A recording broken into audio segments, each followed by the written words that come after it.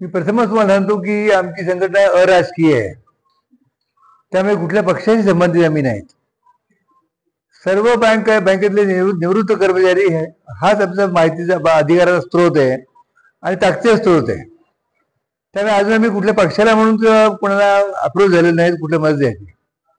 पण आमच्या न्याय मागण्यासाठी आम्ही 400 खासदारांना आतापर्यंत भेटलेलो आहोत.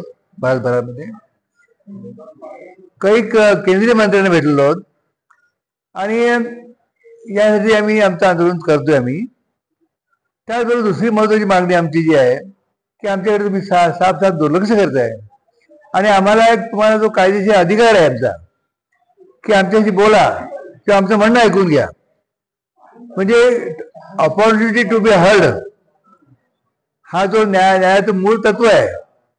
न्याय देणं किंवा न देणं हा भाग नंतरचा आहे, पण ऑपॉर्च्युनिटी टू बी हर्ड हा सगळ्यात महत्वाचा मुद्दा आहे. तर आम्हाला बोलवतच नाही, आमच्याशी बोलत नाहीये, तो सगळ्यात पहिला महत्वाचा मुद्दा आहे. यासाठी आम्ही आंदोलन करतोय. हे आंदोलन भारतभर चालू आहे. आतापर्यंत लखनौ, जयपूर, कानपूर, दिल्ली, चेन्नई, बंगलोर अनेक ठिकाणी झालं. 23 तारखेला मुंबईला आहे. अजूनही पुढे चालू आहे आणि यापुढे आमची केंद्रीय समितीची समिती आहे, त्याची बैठक आहे हैदराबादला 20 जानेवारीला. त्या 20 जानेवारीच्या बैठकीमध्ये आम्ही पुढला मार्ग काय करायचा हे आम्ही निश्चित करूया.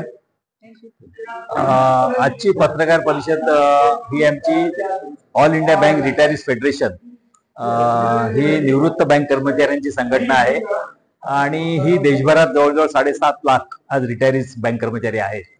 आजची प्रेस कॉन्फरन्स बोलवण्याचं कारण म्हणजे आमचा 23 तारखेला मोठा धरणा प्रोग्राम आहे. आमच्या काही मागण्या आहेत. मागण्या म्हणजे अपडेशन ऑफ पेन्शन हा गेले 30 वर्षापासून प्रलंबित आहे आणि ज्या वेळा वेज रिव्हिजन होतं त्यावेळा अपडेशन होण्याची गरज आहे.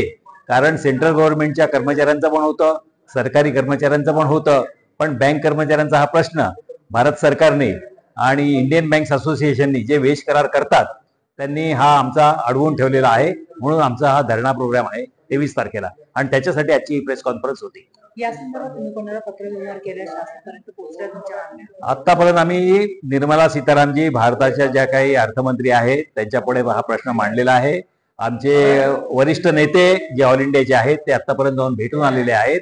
त्याचप्रमाणे अनेक खासदारांना पण आम्ही पत्र लिहिलेली आहेत, परंतु आमच्याकडे अत्यंत दुर्लक्ष केले गेले आहे. आम्ही या भारताच्या आर्थिक विकासामध्ये आमचा मोठा सहभाग आहे.